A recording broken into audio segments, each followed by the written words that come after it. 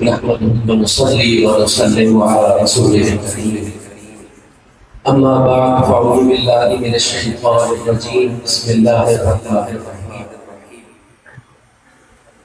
قابل سن احترام معزز اساتذہ کرام، میرے عزیز و اقارب، سن احترام اور حضرات اور عزیز طلباء، میرے بھائیوں،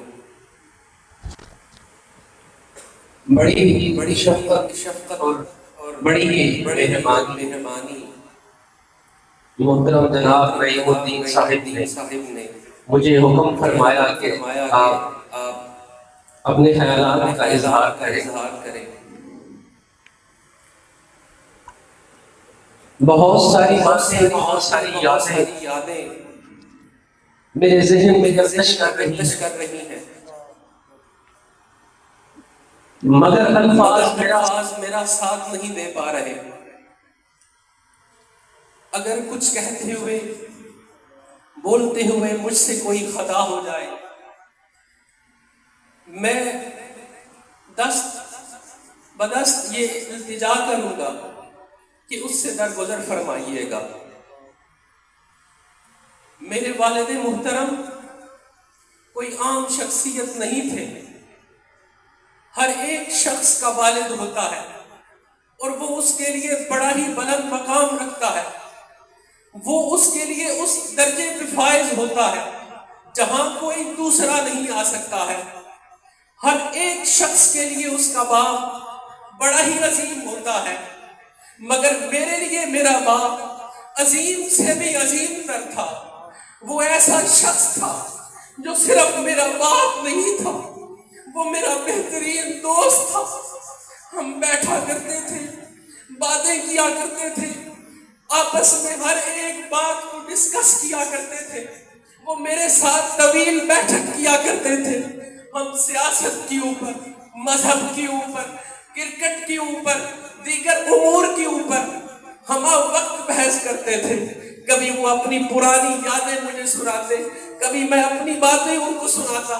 میں نے آج تک یہ محسوس نہیں کیا کہ وہ میرے والد ہیں، میں ہمیشہ یہی محسوس کرتا تھا کہ وہ میرے بہترین دوست ہیں، وہ میرے مربی ہیں، وہ میرے رہنما ہیں۔ میں جب کبھی مشکل میں آیا، جب کبھی مصیبت میں آیا، میں نے سب سے پہلے ان کی طرف دیکھا، اور جب میں نے ان کی طرف دیکھا پھر انہوں نے میرا بازو یوں پکڑا، مجھے کبھی تنہا نہیں چھوڑا۔ اور آج دیکھیں وہ مجھے اس بڑی بزم میں، اس سجی ہوئی محفل میں تنہا چھوڑ کے چلا گیا۔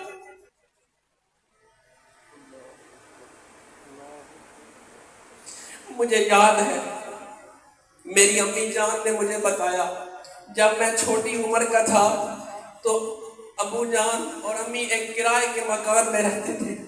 ابھی پھیرا شریف آمد ہوئی تھی، حضور ضیاء الامت نے ادھر چند کوارٹر جو ہے وہ تعمیر کیے تھے، لیکن ابھی میرے ابو جان کو کوارٹر نہیں ملا تھا۔ تو ایک رات ایسی گزری کہ میں بیمار تھا اور اس رات میں بارش بھی آ گئی، اور بات یہ تھی کہ وہ اس مکان کی چھت بھی ٹپکتی تھی، تو رات میں چھت ٹپکتی رہی، پانی نیچے برستا رہا، رات گزرتی رہی، میں بیمار تھا، میرے ابو بے چین رہے، اور صبح اسی بے چینی کی حالت میں اور اسی کیفیت کے اندر بابو غلام مرتضیٰ صاحب کے گھر تشریف لے گئے اور کہنے لگے، بابو صاحب ساری رات بڑی بے چینی میں گزری ہے، ساری رات طبیعت بڑی خراب رہی ہے، چھت سے پانی ٹپکتا رہا ہے، بچہ میرا بیمار رہا ہے، مجھے رات میں نیند نہیں آئی ہے، آپ نے مجھے اس کام کے لیے بلایا تھا اور حضور ضیاء الامت نے مجھے دین کی خدمت پہ لگایا تھا، پر آج میں یہ دیکھ رہا ہوں کہ میری راتیں بے چین گزر رہی ہیں۔ اگر میری راتیں بے چین گزریں گی تو میں صبح بچوں کو اسباق کس طرح سے پڑھا پاؤں گا؟ بابو غلام مرتضیٰ صاحب نے ان کو تسلی دی۔ اس وقت حضور ضیاء الامت جسٹس پیر محمد کرم شاہ الازہری رحمت اللہ تعالی علیہ کی ایک بیٹی بابو غلام مرتضیٰ صاحب کے پاس پڑھنے کے لیے آیا کرتی تھی۔ انہوں نے وہ ساری گفتگو سن لی اور اس کے بعد جا کے منو عن وہی بات حضور ضیاء الامت جسٹس پیر محمد کرم شاہ الازہری رحمۃ اللہ علیہ کے گوش گزار فرما دی. آپ نے وہ بات سنی.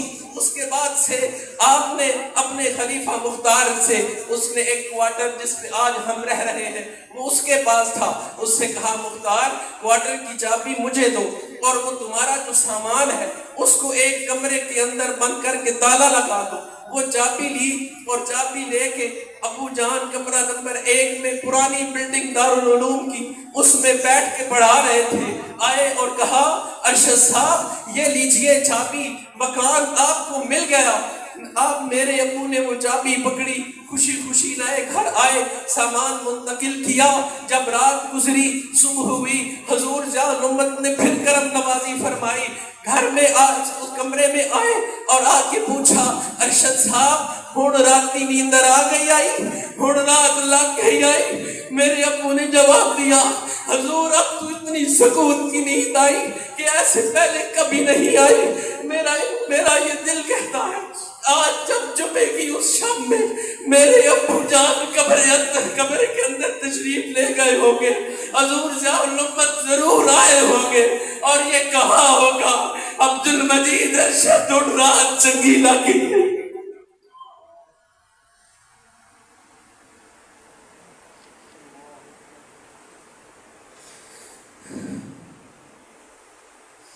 میں بڑا مشکور ہوں تمام اساتذہ کرام کا اس مشکل کی گھڑی کے اندر وہ سائمان بن کے ہمارے اوپر چھا گئے. یہ جو دھوپ غم کی نکلی تھی اسے انہوں نے اپنے سایوں سے ٹھنڈا کر دیا. یقین کریں لوگوں کے جب والد مر جاتے ہیں, وفات پا جاتے ہیں, لوگ آنکھیں بدل لیتے ہیں.